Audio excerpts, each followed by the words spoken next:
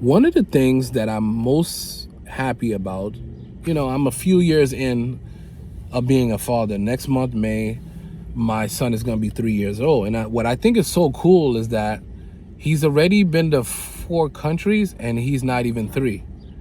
And for me, the first time I ever got on a plane, I was 16 domestically and 17 from my first international flight.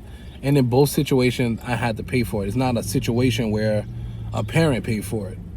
So I think that's so cool. But on another note, on a more somber note, Friday that just passed, my son hit his head at home. My wife wasn't at home. She was at work.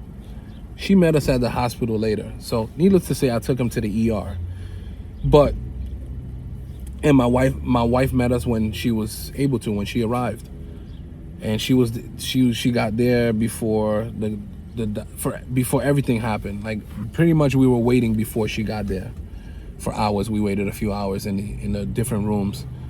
So when everything was said and done, and I think we were on our way home, I told my wife, wow, having 2 parents is so important, because when I was growing up, even at a young age of 5, 6, 7, I thought that you had to be a man. And what qualified you to be a man was to endure pain and different things that happen. I too had my head exposed, my center forehead, when I was in elementary school, after school program, running to save a ball. And most gyms have padded walls, but there are areas where it's not padded.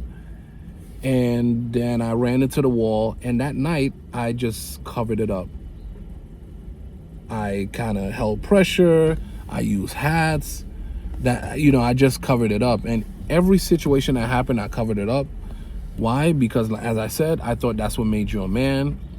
And because my mom wasn't there, to me, in my opinion, that's the reason. Because you kind of have to balance that energy to not always feel like, okay, you have to be a man. I'm talking about at a young age, like 10 years old, 9 years old. So that's why I feel like it's so important. My wife, and I think most women, 100% would be like, yo, go take that child to the ER, or they would have taken them. But I think us guys, it's 50-50. Like if I was a single dad, there's a 50-50 chance on whether or not I would have taken him. Now, even if she didn't tell me to take him now, I would have taken him, because you hear your partner's voice in your head. When the thing is happening, you immediately hear your partner's voice, and you know what their wishes would be. And also, too, you kind of need both people so that the right thing prevails. The thing that makes the most sense prevails. So imagine if there's a single parent and they have total autonomy, there's going to be some imbalance at certain points, because there's nothing to bounce off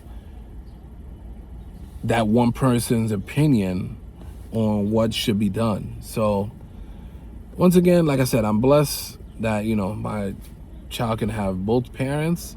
And because I know if you had me alone, there could really be another way that I went about it. And I'm glad that wasn't the case.